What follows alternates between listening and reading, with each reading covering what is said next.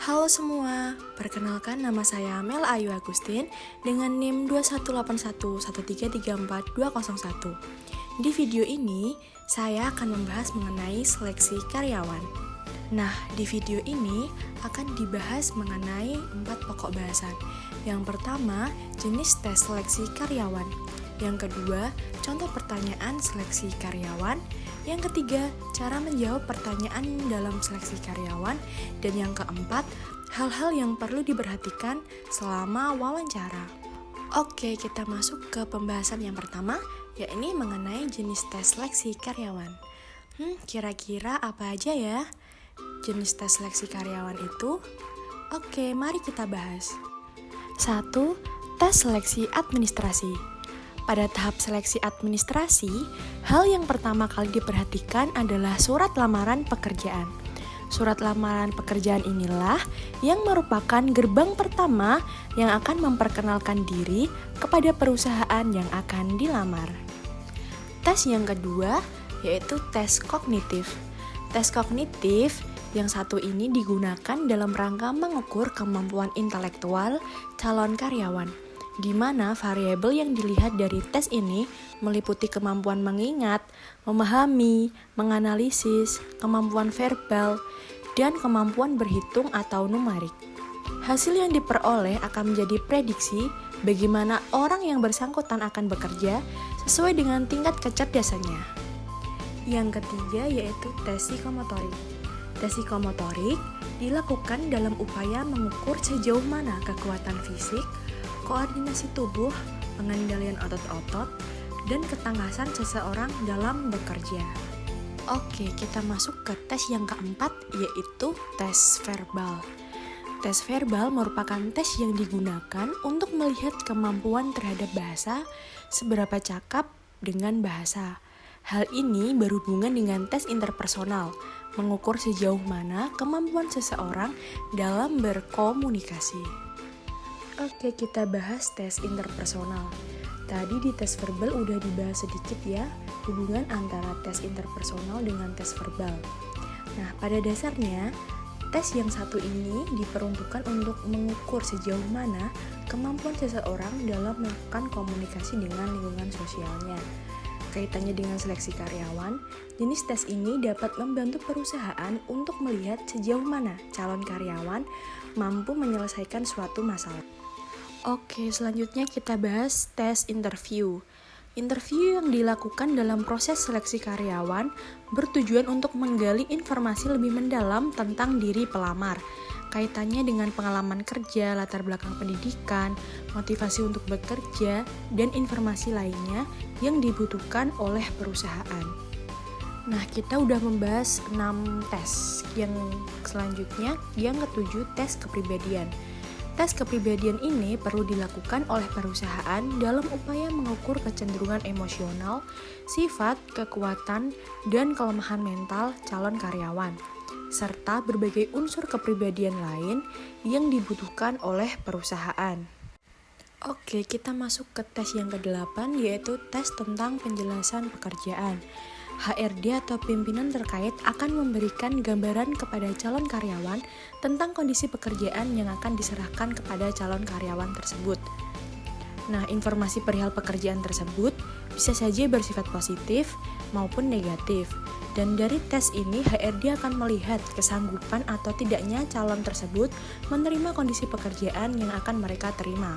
Oke, penjelasan tes yang tadi merupakan penjelasan tes terakhir yang dibahas dari video kali ini. Selanjutnya kita masuk ke pokok bahasan yang kedua, yaitu mengenai contoh pertanyaan seleksi karyawan dan cara menjawabnya. Oke, kita langsung masuk ke contoh yang pertama.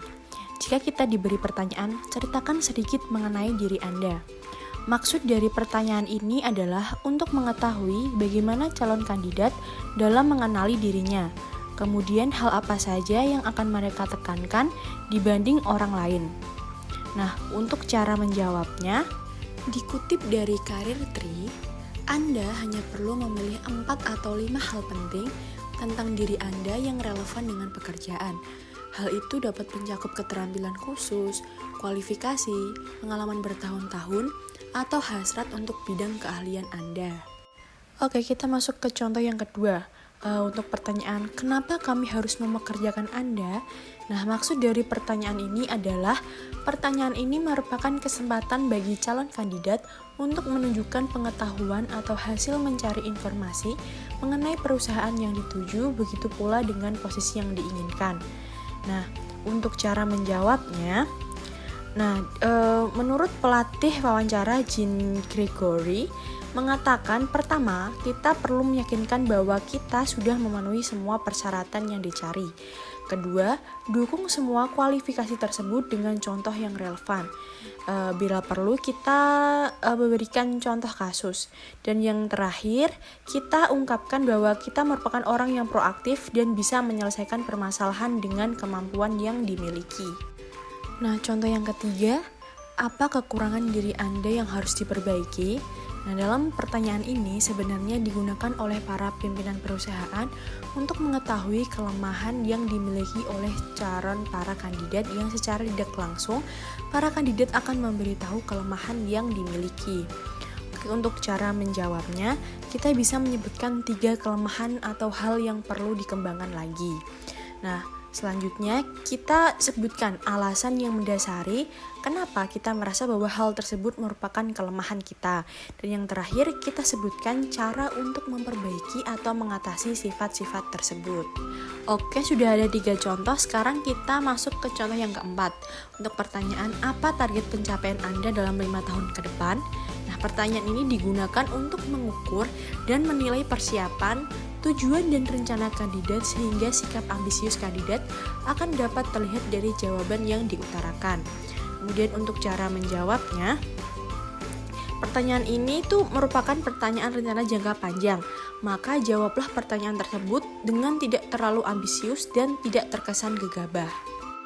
Sekarang kita masuk ke contoh yang terakhir untuk pertanyaan, apakah Anda memiliki pertanyaan untuk kami?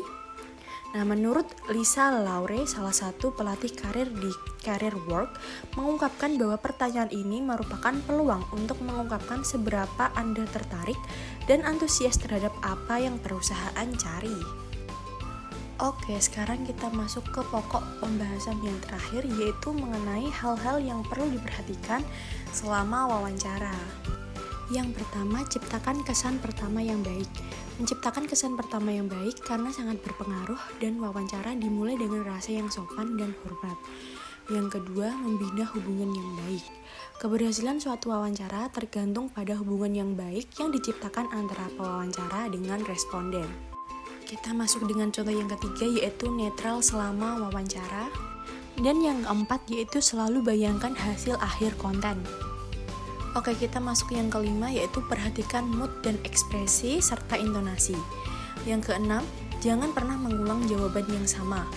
Yang ketujuh, fokus pada solusi. Dan yang terakhir, ke-8, yaitu semua opini harus diklarifikasi. Oke, materi pembahasan tadi sekaligus menjadi akhir dan penutup pembahasan video pembelajaran kali ini. Semoga bermanfaat. Terima kasih.